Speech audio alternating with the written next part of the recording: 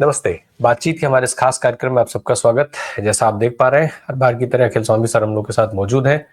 स्वागत है सर आपका। बहुत सारे मुद्दों पर बात होगी इस समय, चूंकि संसद ना चलने से लेकर के और अडानी जी के विदेशों में किस तरीके से अडानी जी की कॉलर पकड़ ली गई है, वहां तक तमाम सारे मुद्दे हैं। प्रधानमंत्री जी की सिफारिश काम नहीं आ रही है, ये एक बड़ा वो हो गया है। और खास करके तब जब जिन लोगों को प्रधानमंत्री जी दावा करते थे कि ओह ये तो हमारे बिल्कुल यारबाज टाइप वाले दोस्त हैं, तो उसके बावजूद भी अगर कहानी यहाँ पहुंची है कि अडानी साहब की गर्दन अभी फ्री नहीं हुई है। अब तो कुछ वो 60-70 दिन वाला जो मोहलत चल रहा था, उसमें भी एक एक दिन काउंटडाउन की तरीके से घटते जा रहे हैं। क्या कुछ हो रहा है? साथ में महाराष्ट्र में मैंडेट मिलने के बाद भी सरकार नहीं बन पा रही है।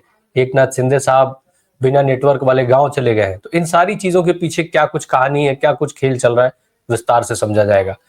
स्वामी सर, शुरुआत महाराष्ट्र के साथ ही करें। एक नाथ शिंदे साहब बिना नेटवर्क वाले गांव में क्यों चले गए हैं जब सरकार बननी है? देखिए, साधारण स्थिति में समझिए राम प्रकाश जी, अगर ये स्थिति साधारण होती और जिस प्रकार का मैंडेट राजीव कुमार जी ने दिया है या ईवीएम ने दिया है या चुनाव आयोग ने दिया है, इसमें कहीं कोई डाउट नहीं है कि भारतीय जनता पार्टी जब चाहे अपनी सरकार बिना अजीत पवार के और एकनाथ शिंदे के बना सकती है, क्योंकि उनके पास खुद 132 से 133 सीटें हैं। बाकी 10-12 लोग उनके अजीत पवार के पार्टी से जीते हैं, 10-12 उनके एकनाथ शिंदे की पार्टी से जीते हैं, और 18-19 या जितने इंडिपेंडेंट्स हैं वो अलग है। तो इसका मतलब ये है, अगर भारतीय जनता पार्टी चाहे तो आज सरकार बना सकती है, एकनाथ शिंदे को भी किनारे कर सकती है और अजीत पवार को भी कर सकती है, लेकिन इसके बावजूद कर नहीं रही है। यही रहस्य छिपा हुआ है। रहस्य ये है कि एकनाथ शिंदे ने बड़ी चालाकी से, अभी तक हम लोग सोचते थे बिहारी बड़े बुद्धिमान होते हैं और गुजराती बड़े बुद्धिमान होते हैं, अब मुझे पता चला कि महाराष्ट्रियन भी बड़े बुद्धिमान होते हैं और मराठा और ज्यादा बुद्धिमान होते हैं। एकनाथ शिंदे ने क्या किया, जो मुझे लगता है, मेरी एकनाथ शिंदे से तो बात हुई नहीं, लेकिन हमने ये सुना कि जितेंद्र आव्हाड साहब ने एकनाथ शिंदे से मुलाकात की है। और आप जानते हैं जितेंद्र आव्हाड जो है वो शरद पवार के सबसे खास व्यक्ति। अच्छा, आज की तारीख में जो पूरे हिंदुस्तान में सबसे बड़ा मुद्दा चल रहा है, एक तो अडानी जी का चल रहा है और दूसरा चल रहा है कि ये जो ईवीएम और चुनाव आयोग खेला कर रहा है, इसके बारे में। ये दो चीजें आज के तारीख में हर डिबेट के अंदर चल रही। गोदी मीडिया को छोड़िए, उसमें नहीं चल रही, बाकी हर जगह चल रही। अब सवाल ये उठता है, एकनाथ शिंदे जो भी हेरा फेरी हुई है महाराष्ट्र के अंदर, उसके सबसे बड़े विटनेस कौन है? एकनाथ शिंदे, क्योंकि वो मुख्यमंत्री थे। तो एकनाथ शिंदे ने बड़े आराम से फडणवीस साहब से, अमित शाह साहब, अजीत पवार के साथ बैठ के सारे चक्रव्यूह की रचना करवाई और सारे के सारे प्रूफ्स उनके पास हैं। किससे मिले, कहां मिले, कौन मिला, किस प्रकार से वोटर लिस्ट में नाम बढ़े, कैसे घटे, क्योंकि सारे अधिकारी जो थे एकनाथ शिंदे के द्वारा नियुक्त थे और उनकी लॉयल्टी एकनाथ शिंदे के साथ थी या शिवसेना के साथ थी। तो एकनाथ शिंदे ने जब, वरना सोचिए, अगर भारतीय जनता पार्टी कोई महायुति की मीटिंग बुलाए मुंबई के अंदर, क्या किसी की हिम्मत है आज के तारीख में पूरे हिंदुस्तान में उस मीटिंग में ना आए और गांव चला जाए? मेरे ख्याल से हर आदमी हिंदुस्तान का ये कहेगा किसी की में हिम्मत नहीं। लेकिन एकनाथ शिंदे चले गए, मीटिंग कैंसिल हो गई। जब तक एकनाथ शिंदे नहीं आएंगे तब तक मीटिंग नहीं होगी, क्योंकि एकनाथ शिंदे ने, जहां तक मुझे लगता है, अमित शाह जी से कह दिया है कि अगर आपने जैसा मैं कह रहा हूं वैसा नहीं किया तो मैं सारे प्रूफ जनता के सामने पेश कर दूंगा। देखिए, अगर वो शरद पवार के साथ मिल जाएं या कांग्रेस के साथ मिल जाएं, उद्धव ठाकरे के साथ मिल जाएं, उससे कोई अंतर नहीं पड़ने वाला। सरकार तो भारतीय जनता पार्टी की बनेगी, तो वो तो कोई बार्गेनिंग पॉइंट है नहीं। असली बार्गेनिंग पॉइंट है, सारे सबूत जो हैं वो एकनाथ शिंदे के पास हैं बेईमानी के। और अगर ये बेईमानी एकनाथ शिंदे खुद आके मन से कह देते हैं शरद पवार के या महाविकास आघाड़ी के, ये प्रूफ्स हैं। और इसके हिसाब से महाराष्ट्र के अंदर चुनाव रिग हुआ है, और जैसे पाकिस्तान के अंदर हुआ, जो मुख्य चुनाव अधिकारी था उसने पुलिस में जाके सरेंडर कर दिया कि मुझे जो दंड, जो मैं बेईमानी मैंने की थी और मैं उसका दंड भुगतने के तैयार हूं। अगर एकनाथ शिंदे कर देंगे तो दिल्ली की सरकार गिर जाएगी, मोदी जी की सरकार गिर जाएगी और अडानी जी को भी परेशानी हो जाएगी। अब अडानी जी से भी एकनाथ शिंदे ने क्या क्या चीजें रिकॉर्ड कर रखी हैं, क्या क्या चीजें उनके पास ईमेल में हैं, क्या क्या व्हाट्सएप पे हैं, किन किन टेलीफोनिक कन्वर्सेशन को उन्होंने रिकॉर्ड किया हुआ है, भाई वो भी मुख्यमंत्री थे। अब ये आज के तारीख में उन्होंने अमित शाह को भी बिल्कुल मजबूर बना दिया है, वरना जो संवैधानिक प्रक्रिया के अनुसार जो सरकार 26 तारीख तक बन जानी थी, आज 30 तारीख तक नहीं बनी है और अगले भी 10 दिन जब तक एकनाथ शिंदे तैयार नहीं होंगे। तो इसका मतलब ये बिल्कुल स्पष्ट है, एकनाथ शिंदे उनसे कह रहे हैं अमित शाह जी से कि अगर आपने मेरे कहे अनुसार काम नहीं किया, मैं चुनाव में हुई बेईमानी का पर्दाफाश कर दूंगा और आपकी दिल्ली की सरकार भी गिर जाएगी और मेरे पास 7 मेंबर ऑफ पार्लियामेंट हैं, आपकी दिल्ली की सरकार को भी गिरा दूंगा, वरना जैसा मैं कह रहा हूं वैसा कीजिए। बिल्कुल। लेकिन सर एक चीज और है, आपने गड़बड़ियों का जिक्र किया। चुनाव आयोग को जो कांग्रेस पार्टी ने चिट्ठी लिखी थी, चुनाव आयोग कह रहा है कि हमने एक एक पल की जानकारी दी है, किसी तरीके की कोई गड़बड़ी नहीं हुई है। वो साफ इन सारी गड़बड़ियों से उन्होंने इनकार कर दिया है। आपत्तियों का जो कांग्रेस की आपत्तियां था उस पर उन्होंने जवाब दे दिया है। तो फिर अब शिंदे साहब खुलासा किन गड़बड़ियों का करेंगे? अरे यार चुनाव, यार राम प्रकाश जी एक चीज ये बताओ, ये पहले सुप्रीम कोर्ट ने भी कहा था कि जितने 17C फॉर्म हैं उनको वेबसाइट पे अपलोड कर दीजिए। भाई अगर चुनाव आयोग के पास प्रूफ है, अगर मैं मुख्य चुनाव आयुक्त तो होता देश का और मुझसे इस प्रकार की बातें सप्पल साहब ने या खड़गे साहब ने की होती, मैं कहता कि मैं तुम लोगों पे मुकदमा ठोकूंगा और 100-100 करोड़ के मुकदमे ठोकूंगा, तुमने मेरी मानहानि की है। और 17C फॉर्म जो कि हर पीठासीन अधिकारी द्वारा हस्ताक्षरित होकर चुनाव आयोग के पास जाती है, उसको अपलोड कर लेता और कहता कि मैंने जो वोट परसेंटेज कहा है, जो वोट कहा है, उसी के अनुसार वोट पड़े हैं, आप 17C को देख लीजिए। भाई 17C को अपलोड करने से चुनाव आयोग ने मना क्यों किया? अच्छा चलिए, एक तो ये मुद्दा हो गया, ये है सर्कमस्टेंशियल एविडेंस। एक होता है डॉक्यूमेंटल एविडेंस, एक होता है सर्कमस्टेंशियल एविडेंस। अगर चुनाव आयोग ईमानदार है तो 17C फॉर्म को अपलोड कर दे, उनके पास 17C फॉर्म तो प्रिजर्व्ड है, ये प्रूव हो जाएगा कि कांग्रेस गलत बात कह रही है, नंबर 1। नंबर 2, अगर ये अपोजिशन पार्टीज कह रही हैं कि ईवीएम के वोट और वीवीपैट के वोट का मिलान किया जाए, अगर ईमानदारी से चुनाव हुआ है, कोई बेईमानी नहीं हुई है, तो वीवीपैट से और ईवीएम के मिलान कराने में परेशानी क्या है? अच्छा, ये तो सुप्रीम कोर्ट का निर्णय है कि अगर 55,000 रुपए जमा करा देगा कोई कैंडिडेट तो ये चीजें हो सकती है। चुनाव आयोग हरियाणा में भी क्यों नहीं करा रहा है और महाराष्ट्र में भी क्यों नहीं करा रहा है? इसका माने आप स्टेटमेंट दे रहे हैं लेकिन दिल आपका अंदर से फकफका रहा है, क्योंकि यह मामला एकनाथ शिंदे ने ऐसी जगह पहुंचा दिया है। एक तोता तो फंस गया, अमेरिका ने फंसा लिया है, और एक तोते जो आज के तारीख में मोदी जी का सबसे खासम खास है, उसको एकनाथ शिंदे ने फंसा लिया है। अगर आप ईमानदार हैं तो 17C फॉर्म आप अपलोड कर दीजिए, हम गिन लेंगे, सब लोग गिन लेंगे, पत्रकार गिन लेंगे और आके फिर हम लोग डिस्कशन करेंगे और माफी मांग लेंगे अगर हम लोगों के आरोप गलत हुए।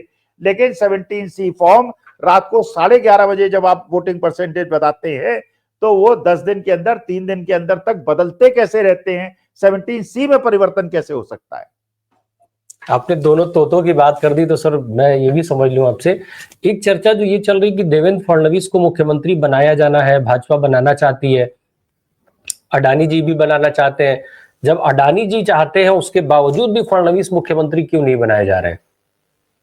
नहीं, देखिए वो नहीं बना, अमित शाह नहीं चाहते देवेंद्र फडणवीस को। अमित शाह देवेंद्र फडणवीस को नहीं बनाना। अडानी से ऊपर हो गए, अमित शाह अडानी से ऊपर हो गए। नहीं, देखिए अडानी जी के बारे में भी अमित शाह के पास सब कुछ है। अगर एक आज अमित शाह चाहेंगे तो अडानी जी को वो जेल भी भिजवा देंगे हिंदुस्तान के अंदर। उनको तो सेबी चेयरपर्सन भी अगर चाहेंगे तो अडानी जी को जेल के अंदर भिजवा सकती हैं। उनको तो ईडी भी अभी अरेस्ट कर सकती है तुरंत अगर चाहे तो, और ईडी तब चाहेगी जब अमित शाह चाहेंगे। तो आप क्या सोच रहे हैं कि इतने भी अडानी जी जो हैं उसमें क्या केवल एक आदमी का पैसा लगा हुआ है? नंबर 2 का पैसा भी लगा हुआ है। और नंबर 2, नंबर 1, A1 और A2 जो राहुल गांधी ने कल पार्लियामेंट के अंदर कहा, जब उन्होंने दोनों का नाम लिया तो स्पीकर ने कहा कि आप नाम नहीं ले सकते पार्लियामेंट के अंदर। उन्होंने कहा ठीक है, आप बता दीजिए मैं क्या कहूं। G1 G2 कहूं, A1 A2 कहूं, जो आप दीजिए मैं कह देता हूं। तो देखिए ये सब एक दूसरे से अलग है, लेकिन ये बात बिल्कुल पक्की है कि जो आदमी भी वहां मुख्यमंत्री अंत में बनेगा वो देवेंद्र फडणवीस जितने ज्यादा अडानी जी के लिए फेवरेबल है उससे ज्यादा भी फेवरेबल होगा। ये भी हो सकता है, जिसकी संभावना कम है, मैं तो ऐसे ही कह रहा हूं, किसी गुजराती को मुख्यमंत्री महाराष्ट्र का बना दिया जाए। वैसे जो नाम चल रहा है वो पुणे के जो मेंबर ऑफ पार्लियामेंट है जो मराठा हैं उनको मुख्यमंत्री बनाने की बात चल रही है, या तावड़े साहब को बनाने की बात चल रही है, जिनको ट्रैप किया था देवेंद्र। हाँ, फिर उनको प्रभारी भी बना दिया गया है, उनको दूसरे जगहों के प्रभार भी दे दिया गया है। तावड़े साहब का मॉडल जो है वो बड़ा पसंद आ गया है भाजपा को। सर एक चीज और, अडानी साहब का जिक्र हुआ, फडणवीस साहब का जिक्र हुआ, हालांकि अभी आप कह रहे हैं कि चर्चा में उनका नाम आ गया, लेकिन भाजपा में जो चर्चा में रहता है वो तो मुख्यमंत्री बनता नहीं। अब तो वहां पर्ची सिस्टम चलता है, और ये भी तय है कि अगर फडणवीस मुख्यमंत्री नहीं बनेंगे तो पर्ची फडणवीस ही खोलेंगे, जो पर्ची लिख करके आएगी, क्योंकि जले पे नमक छिड़केगी ही भाजपा। बहरहाल सर, अब ये जो पूरा सीन क्रिएट हुआ है, एकनाथ शिंदे साहब की बात कर रहे हैं आपके, वो पर्दाफाश कर सकते हैं, उनके पास सारे सबूत हैं, नो डाउट कि उनके पास होंगे सबूत सारी गड़बड़ियों के।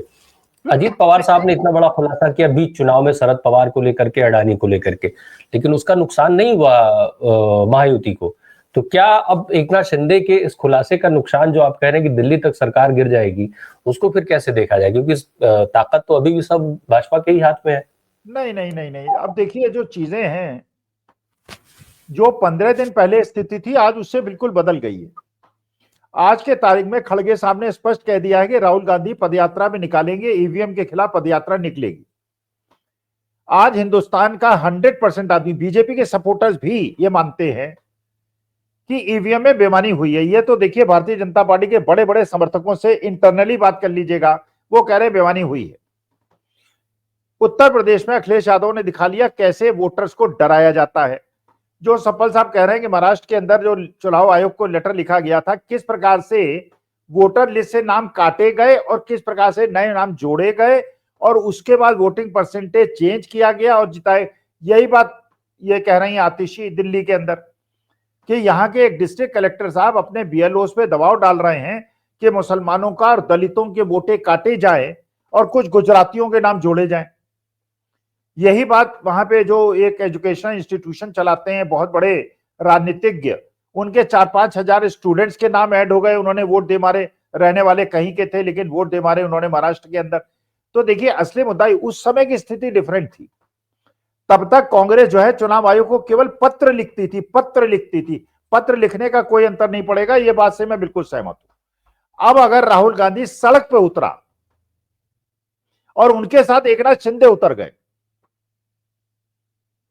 आज अगर चाहे अमित शाह तो एकनाथ शिंदे को अरेस्ट कर सकते हैं, ईडी उनके पास है, लेकिन एकनाथ शिंदे को इसलिए अरेस्ट नहीं कर सकते कि एकनाथ शिंदे ने अगर ये प्रूफ जनता की अदालत में रख दिए जेल जाने से पहले, हो सकता है पूरे अपने महाराष्ट्र के अपने सारे वर्कर्स के पास उन्होंने प्रूफ रखवा दिए हों कि अगर मुझे ये कुछ करें तो ये पर्दाफाश कर दीजिएगा, उसके बाद जनता का जो उबाल होगा, क्योंकि अभी तक अपोजिशन कह रहा है, अब वो आदमी कहेगा जो सत्ता में बैठा था, जिसके पास प्रूफ्स है और डॉक्यूमेंटल और सर्कमस्टेंशियल प्रूफ्स है। बिल्कुल, ये एक अलग तरीके की बात हो जाएगी। और आपने जनता और कार्यकर्ताओं की बात की, मुझे लगता है कि उनके पास एक और बड़ा माध्यम है सर, उनके अपने पुत्र जो सांसद हैं वो लोकसभा के अंदर रखेंगे, ऑन रिकॉर्ड आएंगी चीजें। अगर क्योंकि उनके पर जब वो बोलना शुरू करेंगे भाई, तो उनको तो सभापति महोदय लोग मौका भी देंगे, क्योंकि भाई अभी तो फिलहाल जब तक ये सारी चीजें हैं तो वो भाजपा के साथ, एनडीए के साथ ही खड़े हैं,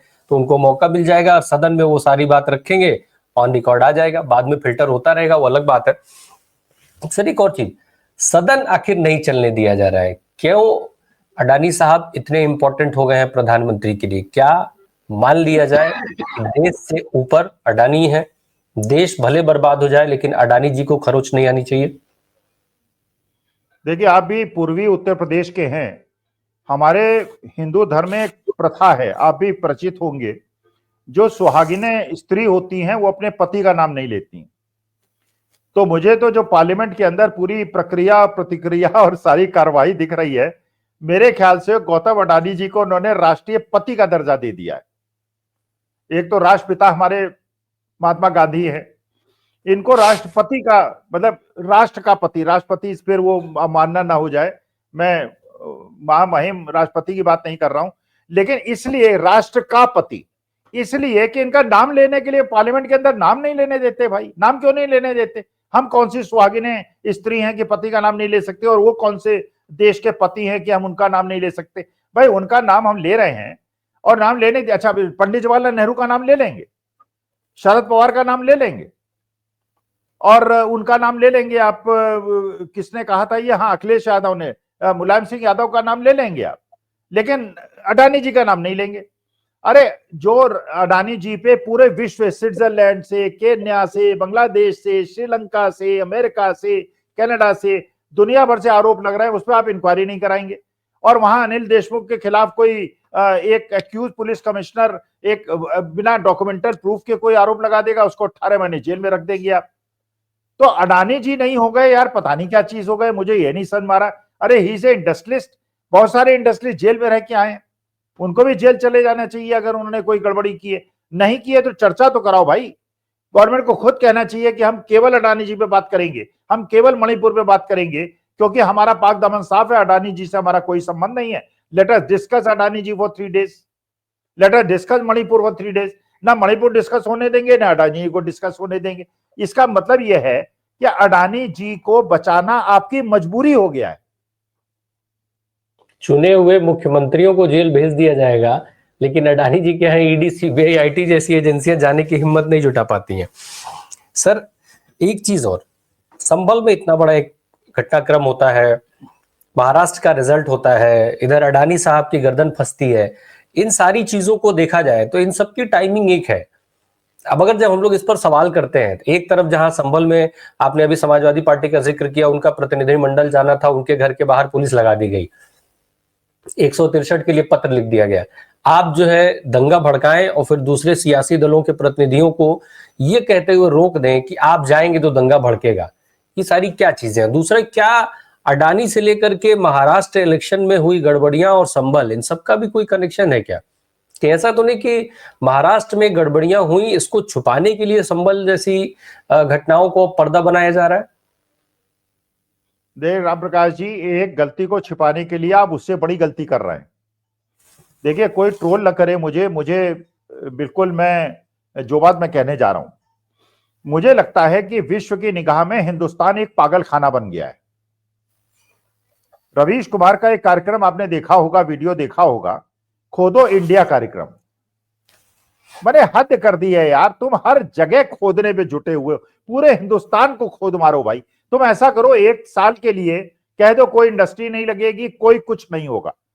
हम इंडस्ट्री के नीचे भी खोद देंगे, हम हर घर के नीचे, हर सोसाइटी के नीचे, हम प्रेसिडेंशियल हाउस के नीचे, हम राष्ट्रपति भवन, हर चीज को खोद डालेंगे, कहीं उसके नीचे मंदिर तो नहीं। अरे क्या कर रहे हो यार तुम इस देश के अंदर? तुमने हमारा मजाक, हमारे सनातन धर्म का मजाक बना दिया, आज सब चीज खोदने पे लगे हुए हैं। अच्छा वहां देखिए संभल के अंदर कोर्ट में एप्लीकेशन जाती है, 2 घंटे के अंदर बिना दूसरी पार्टी को सुने हुए निर्णय हो जाता है।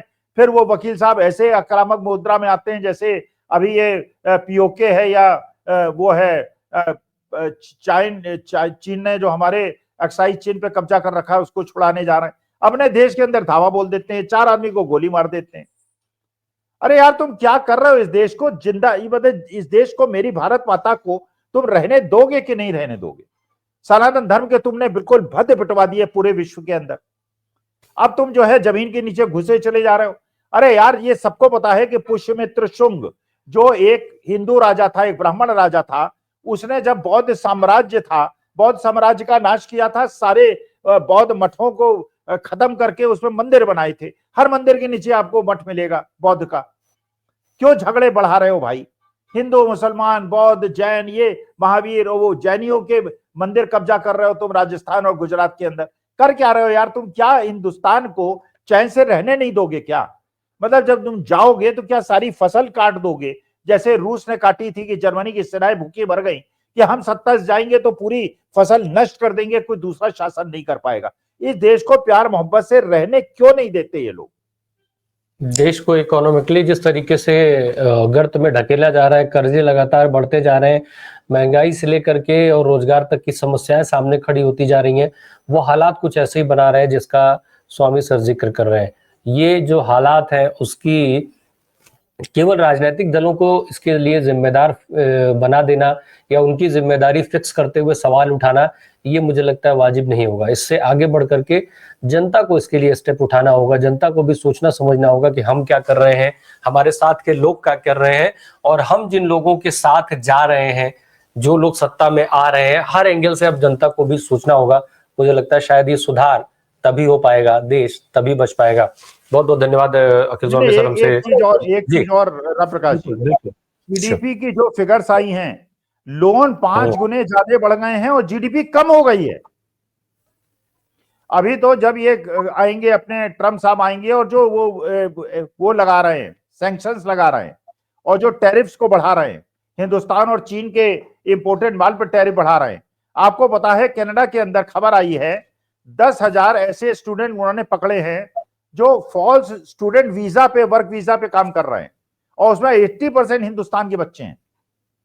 दिनेश वोरा का एक कार्यक्रम शायद आपने सुना होगा, उन्होंने बताया कि अमेरिका के अंदर उन्होंने कहा है भैया ट्रम्प साहब आए, इसके पहले वहां सारे विश्व के जो स्टूडेंट्स हैं अमेरिका के अंदर प्रवेश कर लें, हो सकता है ट्रम्प साहब सबको निकाल बाहर करें।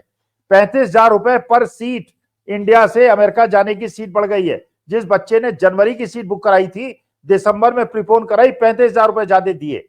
अरे भैया, हिंदुस्तान को क्यों मजाक बना रहे हो भाई? ये स्वामी विवेकानंद का देश है, ये महात्मा गांधी का देश है, ये बुद्ध महावीर का देश है, ये गुरु नानक का देश है।